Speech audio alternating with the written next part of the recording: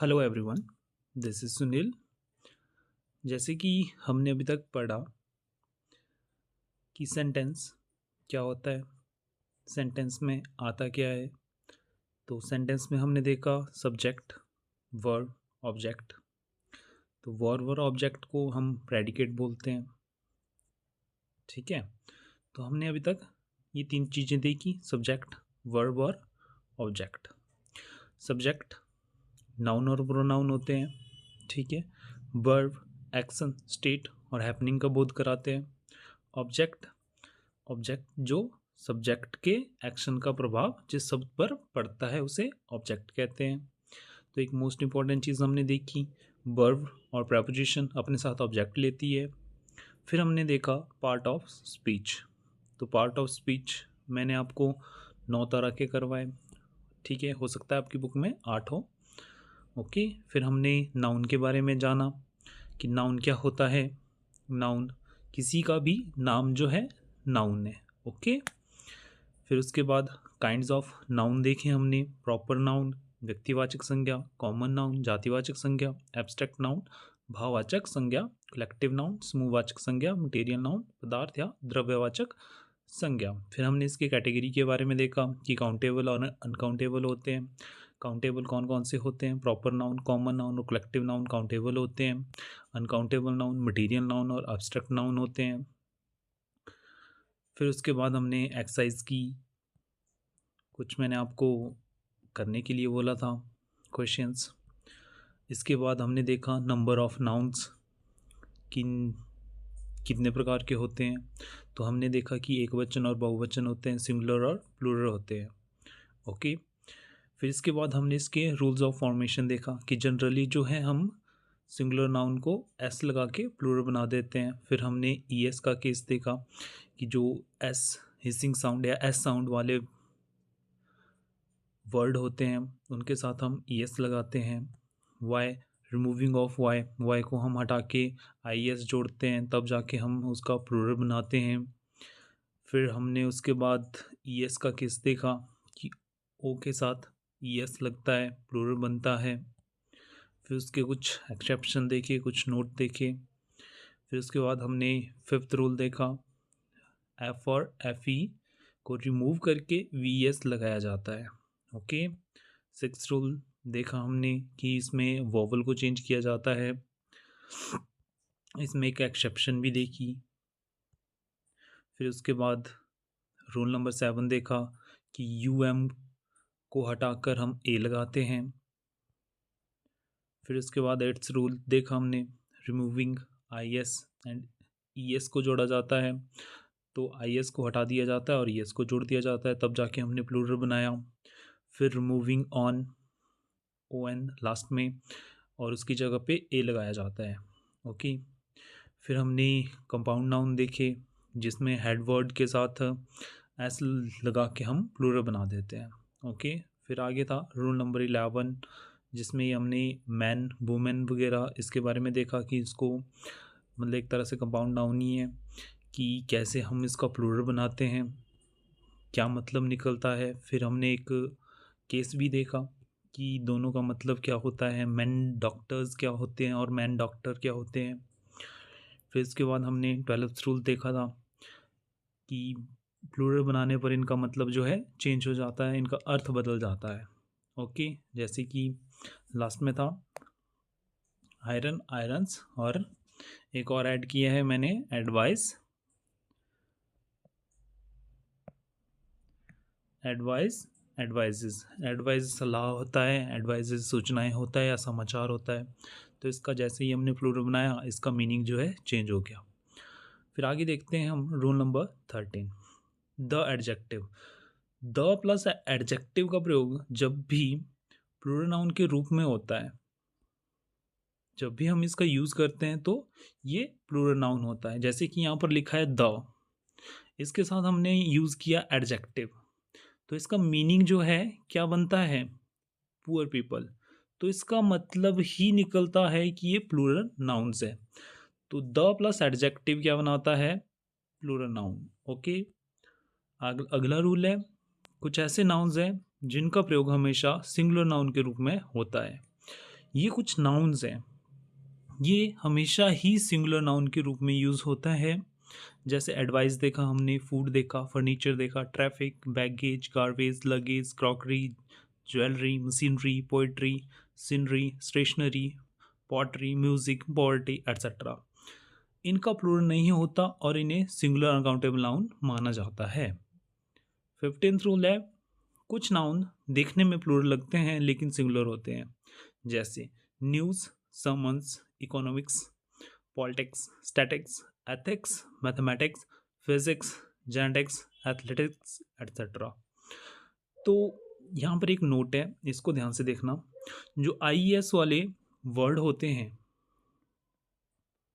Okay, IES ending जिनमें होता है, जो नाउन होते हैं, इनके पहले द और पोजेसिव एडजेक्टिव होते हैं माय, योर, आवर एट्सेट्रा का प्रयोग होने पर इनका अर्थ बदल जाता है, इनका मीनिंग ही चेंज हो जाता है तथा ये प्लूरल नाउन के रूप में प्रयुक्त होते हैं। जैसे यहाँ पर दिया है माय मैथमेटिक्स, तो इसके लिए यूज़ हुआ है आर, प्लूरल वर्ब का यूज़ हुआ है, मतलब ये जो नाउन है ये प्लूरल है, इसलिए हमने इसके साथ प्लूरल वर्ब का प्रयोग किया है। Not very good. The physics of Ram are poor, the physics of Ram are poor, बोलने का मतलब है कि राम की फिजिक्स जो है पूरी पुअर है। यहाँ पर हम सब्जेक्ट की बात नहीं कर रहे हैं। जब याद रखने के लिए एक चीज़ याद रख सकते हो आप, कि जब हम मैथमेटिक्स को एज अ सब्जेक्ट लेंगे, कि मैथमेटिक्स एक सब्जेक्ट है, कि mathematics is not very good, पढ़ने में मैथमेटिक्स अच्छी नहीं होती या किसी को समझ नहीं आता है, तो वो वहाँ पर हम मैथमेटिक्स के साथ इज़ लगा देते हैं। जब भी हम द लगा रहे हैं या फिर पोजेसिव एडजेक्टिव का यूज़ कर रहे हैं इसके साथ, तो इसका मतलब हो गया कैलकुलेशन। तो उसकी कैलकुलेशन अच्छी नहीं है, उसका मैथ्स अच्छा नहीं है।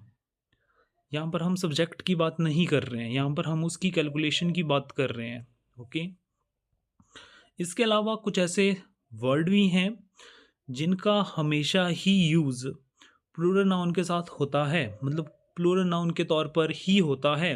जैसे कैटल हो गया, शिप हो गया, deer, gentry, poultry, folk, people, police, cavalry, infantry, pageantry, clergy etcetera. तो इनका मतलब ये क्या होते हैं, ये हमेशा ही प्लूरल नाउन होते हैं। रूल नंबर 16 है, ये कुछ कलेक्टिव नाउन्स हैं, ठीक है। कौन कौन से? Jury, chair, committee, council, team, government, union etcetera. तो हमने कलेक्टिव नाउन के बारे में पढ़ा, जहाँ पर एक से ज़्यादा लोग मिलकर कोई यूनियन बनाते हैं, कोई ऑर्गेनाइजेशन बनाते हैं, ठीक है, वो कलेक्टिव नाउन होता है। तो इन्हें सिंगुलर माना जाता है, तो इनका क्या माना जाता है? सिंगुलर माना जाता है इनको। जब भी ये डिवीज़न के फॉर्म में आते हैं, ठीक है, तो हम इसको प्लूरल बना देते हैं। लेकिन इसका याद रखने का तरीका एक और चीज़ है, मैं एक और मेथड आपको बताऊंगा कि कैसे हम इसको देख सकते हैं। दोनों देखने में सिंगुलर भी लगते हैं, प्लूरल भी लगते हैं, ठीक है।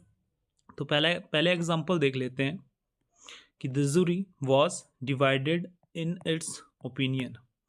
ओके, लेकिन उपरोक्त नाउन का प्रयोग नाउन ऑफ मल्टीट्यूड के रूप में होने पर इससे प्रत्येक सदस्य का बोध होता है, मतलब अलग अलग। जब ये डिवीज़न पे आते हैं तो अलग अलग सदस्य के बारे में बताते हैं, तथा इनके साथ प्लूरल वर्ब का प्रयोग होता है।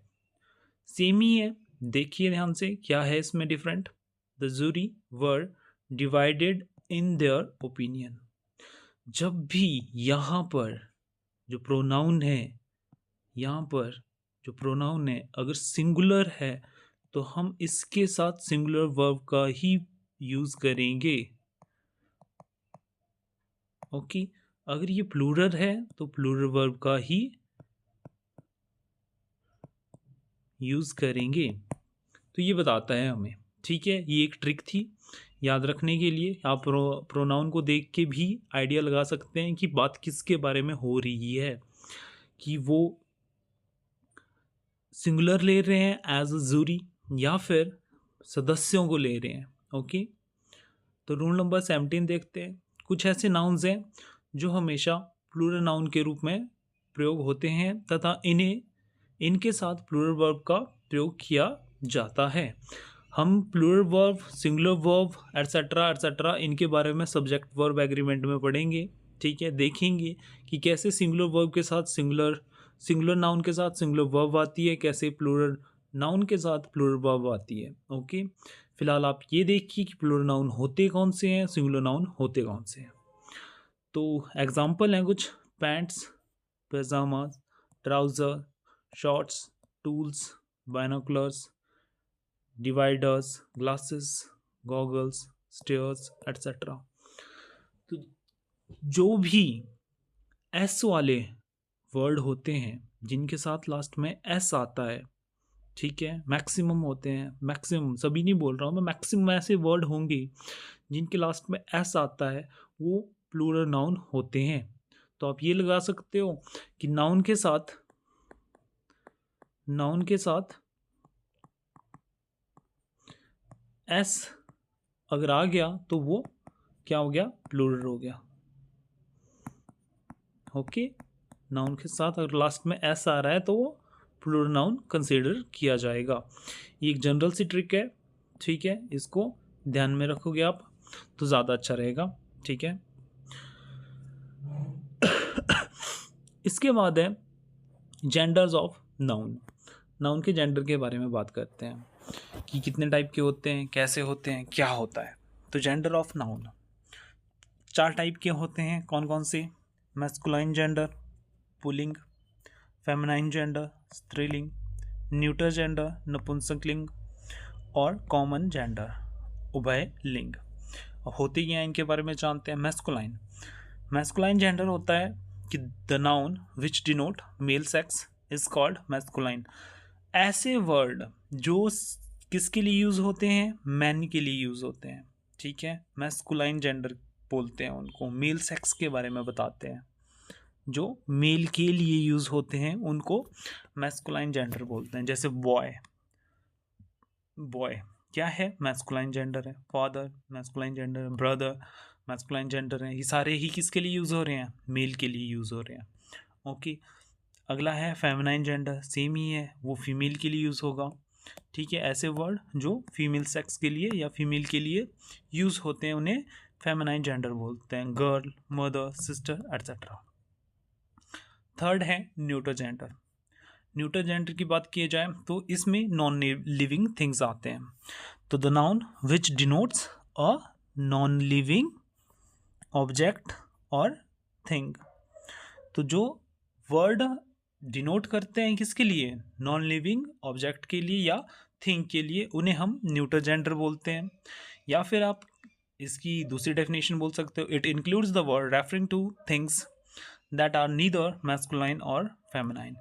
ऐसे वर्ड जो ना तो मेल के लिए यूज़ हुए हों ना ही फीमेल के लिए यूज़ हुए हों, उनको हम न्यूटर जेंडर बोलते हैं। जैसे chair, house, table, fan, ink pot, water, gold, honesty etcetera. चौथा है हमारे पास कॉमन जेंडर। कॉमन जेंडर ये ऐसे होते हैं जो हम मेल और फीमेल दोनों के लिए यूज़ करते हैं। डेफिनेशन है इसकी, the noun which does not specify the fact but only indicate a living thing is called common gender. या फिर दूसरी डेफिनेशन आप ये बोल दो, it includes the words referring to non specific gender. तो ये जो कॉमन जेंडर होता है ये बोथ आप फीमेल के लिए भी यूज़ कर सकते हो, मेल के लिए भी यूज़ कर सकते हो, इसलिए इसे कॉमन जेंडर बोलते हैं। जैसे बेबी हो गया, तो बेबी बॉय भी हो सकता है, बेबी गर्ल भी हो सकती है, स्टूडेंट गर्ल भी हो सकता है, बॉय भी हो सकता है, डॉक्टर मेल भी होता है, फीमेल भी हो सकती है, तो टीचर मेल भी हो सकती है, मेल भी हो सकता है और फीमेल डॉक्टर भी हो सकती है। कज़न क्या मेल भी हो सकते हैं, फीमेल भी हो सकते हैं। ओके, वैसे ही चाइल्ड मेल भी हो सकता है और फीमेल भी हो सकता है। ओके, आगे देखते हैं फॉर्मेशन ऑफ फेमिनाइन जेंडर। कुछ शब्द ऐसे हैं जिनमें शाब्दिक बदलाव लाकर फेमिनाइन जेंडर बनाया जाता है, जैसे husband wife, Lord lady, boy girl. तो इसमें क्या कर रहे हैं, हम बदलाव कर रहे हैं, इसका अलग ही है। फेमिनाइन जेंडर कैसे बनाया जाता है हम ये पढ़ रहे हैं। तो हस्बैंड का वाइफ होता है, शाब्दिक बदलाव, शब्द ही बदल गया इसमें। ओके, तो शब्द ही बदल कर हम उसका फेमिनाइन जेंडर बना रहे हैं। सर का मैडम, मैन का वुमेन और किंग क्वीन। दूसरा है कुछ शब्दों में प्रीफिक्स जोड़कर फेमिनाइन जेंडर बनाया जाता है, जैसे बुल काफ हो गया, तो इसका हमने क्या किया, बुल का काव बना दिया, काफ का काफ रहने दिया। तो हमने इसमें प्रीफिक्स जोड़ा है। प्रीफिक्स बोलते हैं आगे वाला जो शब्द होता है इसको हम प्रीफिक्स बोलते हैं, ठीक है, उपसर्ग बोलते हैं। कॉक्सपैरो, कॉक्सपैरो का क्या बन गया, हैंसपैरो। ही गोट का क्या बन गया, शी गोट। ओके, तो ही को हमने शी में चेंज कर दिया, गोट का गोट वैसे ही रहना दिया। मैन सर्वेंट का मेड सर्वेंट भी होता है, वुमेन सर्वेंट भी होता है। कुछ को हम सफिक्स जोड़ के फेमिनाइन जेंडर बनाते हैं, जैसे ग्रैंडफादर, ग्रैंडमदर। तो ये सफिक्स होता है, आगे वाला प्रीफिक्स होता है, ठीक है।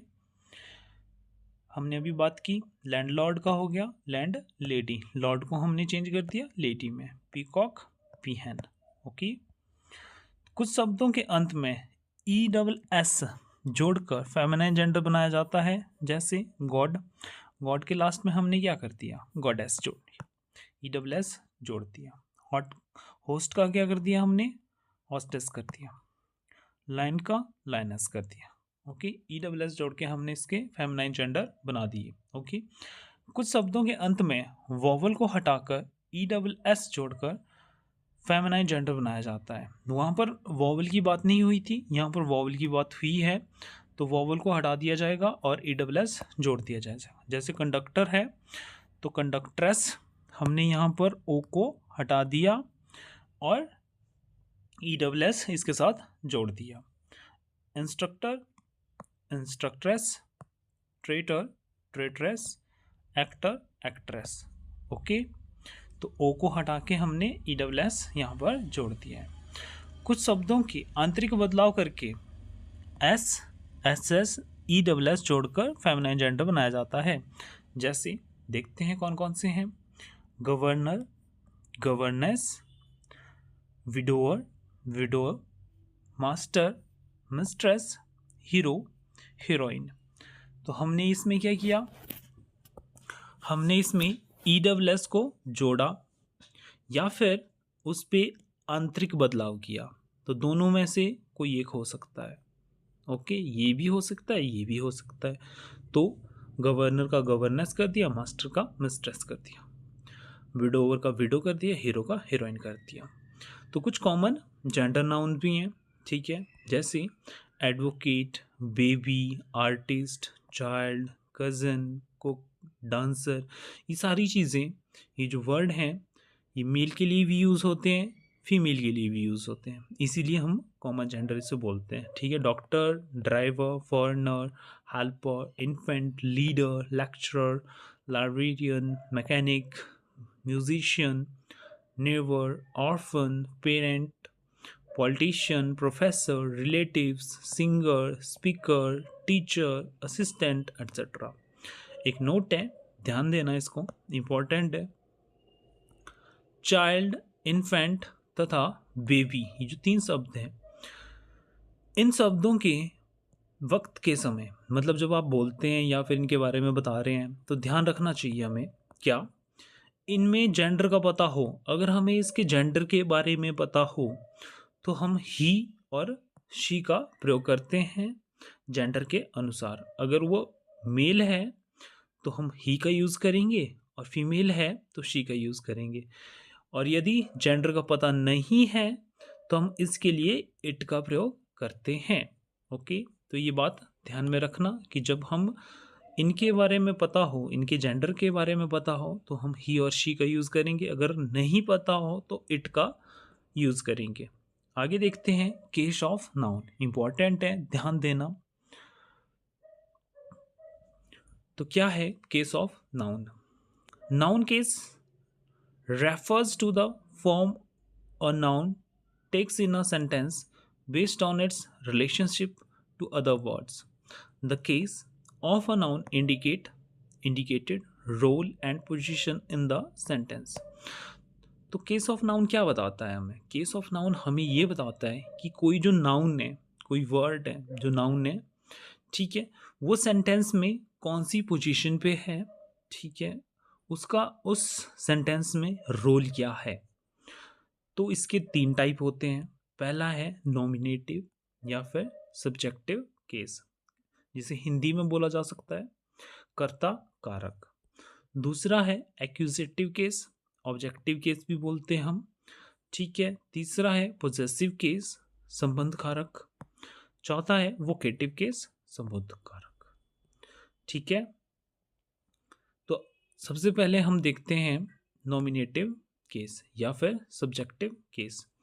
It refers to a noun used as a subject. जब जो नाउन है सब्जेक्ट के तौर पे यूज हुआ होगा तो उसे हम क्या बोलेंगे? उसे हम सब्जेक्टिव केस या नॉमिनेटिव केस बोलेंगे। जैसे एग्जांपल एक, प्रियंका लव्स डांसिंग। तो प्रियंका लव्स डांसिंग एक सेंटेंस है, इसमें जो नाम यूज हुआ है या नाउन यूज हुआ है प्रियंका, ये क्या है? ये नॉमिनेटिव केस है या फिर बोल सकते हो सब्जेक्टिव केस है। तो सब्जेक्ट के तौर पे जब नाउन का यूज होता है तो उसको हम सब्जेक्टिव केस बोलते हैं, ठीक है। जैसे दूसरा सेंटेंस है the red fort is a famous building. तो यहाँ पर द रेड फोर्ट यूज हुआ है किसके लिए? सब्जेक्टिव केस के तौर पे सब्जेक्ट यूज हुआ है, तो ये सब्जेक्टिव केस हो गया, ओके। इसके बाद दूसरा है एक्यूजेटिव या objective case. It refers to a noun used as an object. तो जब नाउन जो है ऑब्जेक्ट के तौर पे यूज हुआ होगा तो उसे हम ऑब्जेक्टिव केस बोलते हैं। जैसे ही प्लेज क्रिकेट, ओके। तो यहाँ पर जो क्रिकेट यूज हुआ है तो वो ऑब्जेक्टिव केस में यूज हुआ है या एक्यूजेटिव केस बोल दो, ठीक है। तो हमने एक चीज़ देखी थी कि वर्ब जो है अपने बाद ऑब्जेक्ट लेती है, तो ये सब्जेक्ट हो गया। सब्जेक्ट यहाँ पर आप देख रहे हो ही है, तो यहाँ पर हमने प्रोनाउन का यूज़ किया है, यहाँ पर नाउन नहीं है, ओके। ये वर्ब हो गई और ये ऑब्जेक्टिव केस हो गया या ऑब्जेक्ट हो गया। आई टीच इंग्लिश, तो यहाँ पर जो इंग्लिश वर्ड यूज़ हुआ है वो ऑब्जेक्टिव केस के लिए हुआ है या ऑब्जेक्ट के तौर पे हुआ है। तो ये चीज़ें हमने पहले भी देखी थी कि सब्जेक्ट क्या होता है, ऑब्जेक्ट क्या होता है, तो इसके केस के बारे में हम बात कर रहे हैं अब। फिर इसके बाद तीसरा है possessive case. It refers to a noun used with an apostrophe s to denote relation और पोजीशन। तो एपोस्ट्रॉफी एस के साथ जब हम नाउन का यूज करते हैं, ओके। जैसे this is a Mohan's book, बात किसकी हो रही है? बुक के बारे में हो रही है, पर किसकी? मोहन की। तो पोजेसिव केस हमें बताता है कि वो किसकी है, वो मोहन की है। तो इसको हम लिखते हैं एपोस्ट्रॉफी एस के साथ। तो डेफिनेशन भी यही बोलती है, ठीक है। हमें क्या बता रहा है? रिलेशन बता रहा है किसका? बुक का किसके साथ? मोहन के साथ, ओके। दिस इज रवीनाज हाउस, किसका? रवीना का क्या? घर। तो रिलेशन बता रहा है हाउस का रवीना के साथ, okay. The boys demands can not be fulfilled. तो यहाँ पर भी हम देख रहे हैं कि पोजेसिव केस यूज हुआ है, ओके, सब्जेक्ट के तौर पे। तो बॉयज के साथ एपोस्ट्रॉफी लगा हुआ है, तो इसको या तो हम सिंपल एपोस्ट्रॉफी के साथ यूज करते हैं या फिर एपोस्ट्रॉफी एस के साथ। तो आगे हम देखेंगे कि कहाँ कहाँ पर इसका यूज़ होता है, सिंपल एपोस्ट्रॉफी कहाँ आता है, विदाउट एपोस्ट्रॉफी कहाँ आता है, एपोस्ट्रॉफी के साथ एस कब आता है। ओके, तो चौथा देखते हैं सबसे पहले vocative case. It refers to a noun use to call और एड्रेस समवन। जब हम किसी को एड्रेस करते हैं, किसी को कॉल करते हैं, तो उसके साथ वोकेटिव केस आता है। क्या है, पहला एग्जांपल देखते हैं, Ram run as fast as you can. तो यहाँ पर जो राम यूज हुआ है वो क्या है, वोकेटिव केस नाउन है। तो नाउन का यूज़ किया हमने वोकेटिव केस में। रेफर कर रहे हैं, आप किसी को कॉल कर रहे हैं, एड्रेस कर रहे हैं, हम राम को बोल रहे हैं। हो सकता है बहुत सारे लोग एक रेस में दौड़ रहे हैं, उनमें से एक राम है, तो हमने क्या बोला, राम जितना हो सके उतना तेज़ दौड़ना। ओके, तो राम के लिए हम वो बात बोल रहे हैं, हम औरों के लिए नहीं बोल रहे। ओके, अगला है माई लव। कोई पर्सन है, ठीक है, वो बोल रहा है my love I can't live without you. ठीक है, तो यहाँ पर जो माई लव यूज़ हुआ है किस में हुआ है, वोकेटिव केस में यूज़ हुआ है। अगला है कम हेयर मोहन। किसे बोल रहे हैं, मोहन को बोल रहे हैं। ठीक है, तो मोहन कौन सा नाउन यूज़ हुआ है, वोकेटिव केस में मोहन का यूज़ किया गया है यहाँ पर। आर यू गोइंग ब्रदर, तो ब्रदर का यूज़ किस में हुआ है, वोकेटिव केस। ओके, तो ये चार टाइप हमने देखे, सब्जेक्टिव केस सब्जेक्ट के तौर पे, ऑब्जेक्टिव केस ऑब्जेक्ट के तौर पे, पोजेसिव एपोस्ट्रॉफी के साथ, और वोकेटिव केस जब हम किसी को संबोधन कर रहे हो तो वो वोकेटिव केस हो गया। इसके साथ ही एक केस टेबल है प्रोनाउन का। प्रोनाउन के बारे में हम प्रोनाउन में पढ़ेंगे, पर एक छोटा सा आइडिया और एक डिफरेंस देखेंगे पोजेसिव एडजेक्टिव और पोजेसिव प्रोनाउन के बारे में। तो यह आप लोगों को पता होगा कि सिंगुलर और प्लूरल होते हैं नाउन या प्रोनाउन देखे हमने। फर्स्ट पर्सन के लिए आई, थर्ड पर्सन के लिए ही, थर्ड पर्सन के लिए सी, थर्ड पर्सन के लिए इट, सेकंड पर्सन के लिए यू का यूज़ किया जाता है, फर्स्ट पर्सन के लिए वी यूज़ करते हैं, थर्ड पर्सन के लिए दे यूज़ करते हैं। ओके, ये सब्जेक्टिव केस है। जब हम सब्जेक्ट चाहिए होगा तो हम वहाँ पर हम सब्जेक्ट का यूज़ करेंगे या सब्जेक्टिव केस का यूज़ करेंगे। ओके, अगला है ऑब्जेक्टिव केस। जब भी हमें ऑब्जेक्ट चाहिए होगा, ऑब्जेक्ट के बारे में बात करनी होगी, तो वहाँ पर हम ऑब्जेक्ट लेंगे, ऑब्जेक्टिव केस लेंगे। जैसे सब्जेक्ट आई हो गया, ऑब्जेक्ट चाहिए होगा तो हम मी का यूज़ करेंगे। ओके, सब्जेक्ट ही हो गया, ऑब्जेक्ट चाहिए होगा तो हम हिम का यूज़ करेंगे। सब्जेक्ट शी हो गया, ऑब्जेक्ट चाहिए होगा तो हर का यूज़ करेंगे। वहाँ पर हम शी का यूज़ नहीं करेंगे। ओके, वहाँ पर हर का यूज़ किया जाएगा ऑब्जेक्ट में। सब्जेक्ट इट का इट ही रहता है, यू का यू ही रहता है, वी का अस हो जाता है ऑब्जेक्टिव केस में, दे का देम हो जाता है ऑब्जेक्टिव केस में। अगला है, ये दोनों ही पोजेसिव के टाइप है। ठीक है, पोजेसिव के बारे में बताते हैं दोनों, पर इनमें छोटा सा डिफरेंस है। ये एक पोजेसिव एडजेक्टिव है, दूसरा पोजेसिव प्रोनाउन है। देखते हैं क्या डिफरेंस है दोनों में। तो पोजेसिव एडजेक्टिव का जब भी हम यूज़ करेंगे तो हम माय का यूज़ करेंगे, और पोजेसिव प्रोनाउन का जब यूज़ करेंगे तो माइन का यूज़ करेंगे।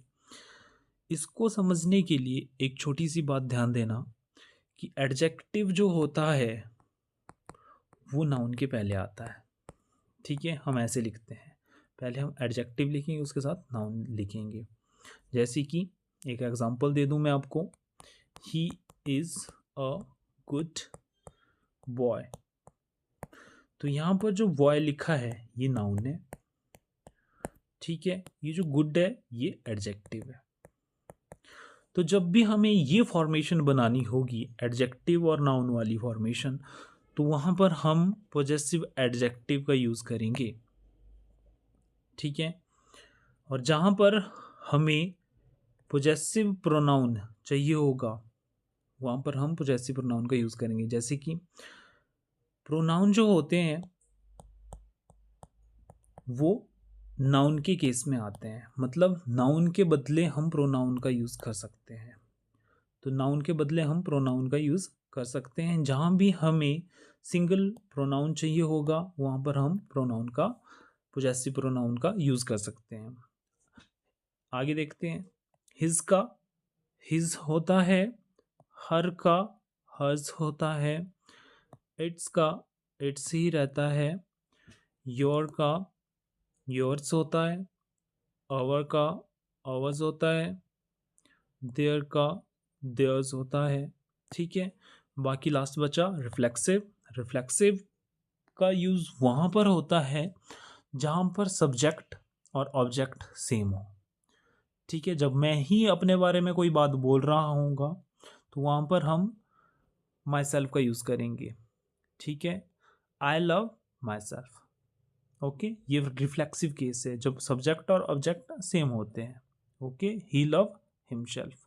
तो ऐसे केस में इनका यूज़ किया जाता है, रिफ्लेक्सिव का यूज़ किया जाता है।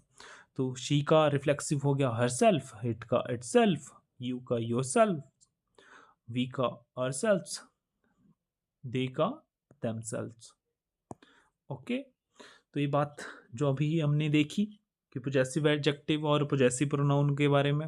देखिए, पोजेसिव एडजेक्टिव का प्रयोग नाउन के पहले होता है, पोजेसिव प्रोनाउन का प्रयोग नाउन के बिना होता है। जैसे एग्जांपल है दिस बुक इज माइन।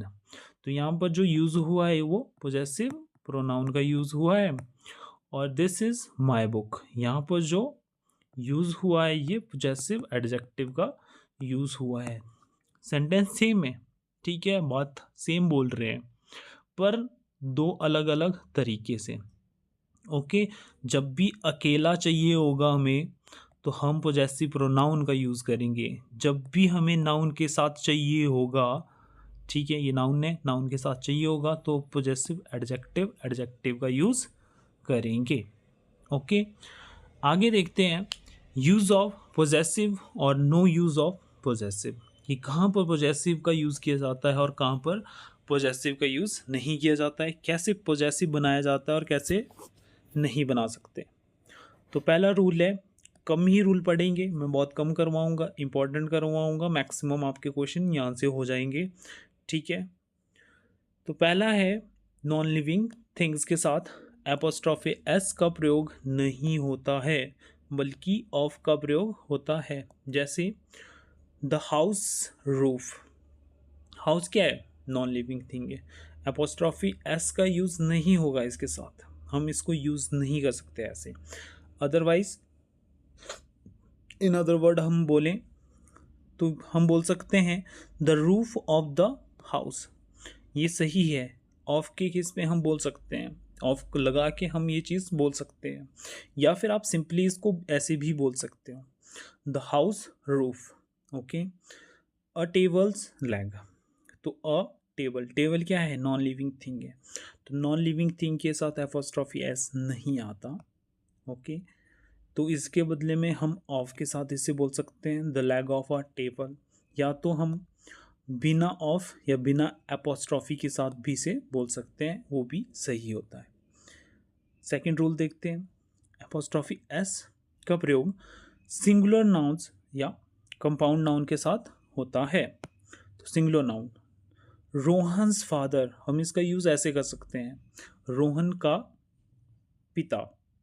जब हम रिलेशन के बारे में बात करते हैं, किसी का रिलेशन बताना हो, ठीक है, किसका पोजेशन बताना हो, तो हम इसको ऐसे लिखते हैं, ओके, एपोस्ट्रोफी एस के साथ। या फिर बोल सकते हैं मोहन्स ब्रदर, मोहन का भाई। ओके, तो लिविंग थिंग है दोनों, तो हम इसके साथ एपोस्ट्रोफी एस यूज़ कर सकते हैं, दोनों सही है। या फिर कंपाउंड नाउन जो होते हैं, फादर इन लॉ, ये कंपाउंड नाउन है, इसके साथ भी एपोस्ट्रोफी एस सही होता है। ओके, तो लास्ट वाले के साथ आप एपोस्ट्रोफी एस लगा सकते हो, वो सही होता है। ब्रदर इन लॉस हेल्थ, तो भाई की हेल्थ, जब की का साउंड आता है या की के बारे में हम बात करते हैं कि उसकी, भाई की, बहन की, ठीक है, रोहन की, मोहन की, सीता का। ओके, तो इसके साथ हम एपोस्ट्रोफी एस का यूज़ करते हैं। एक नोट है, ध्यान देना, प्लूरल नाउन जो होते हैं या फिर एस एंडिंग नाउन्स जिन्हें बोलते हैं, के साथ एपोस्ट्रॉफी का ही प्रयोग होता है। हम इसके साथ एस नहीं लिखेंगे, ठीक है, ये गलत होता है। हम इसके साथ सिर्फ और सिर्फ एपोस्ट्रॉफी ही लगाएंगे क्योंकि एस इसके साथ है। तो जैसे कि गर्ल्स कॉलेज, हम इसको ऐसे नहीं बोलेंगे गर्ल्स कॉलेज, तो एपोस्ट्रॉफी एस इसको साथ में लगाना गलत हो जाता है। ओके, हम इसको लगाएंगे, ये चीज़ सही है। ओके, बॉयज़ स्कूल, तो ये चीज़ सही है। बॉयज़ पहले से ही प्लूरल है। ओके, इसके साथ एस लगा हुआ है, हम इसके साथ सिर्फ और सिर्फ एपोस्ट्रॉफी ही लगाएंगे। तो एपोस्ट्रॉफी के साथ एस लगा दिया तो ये गलत हो गया।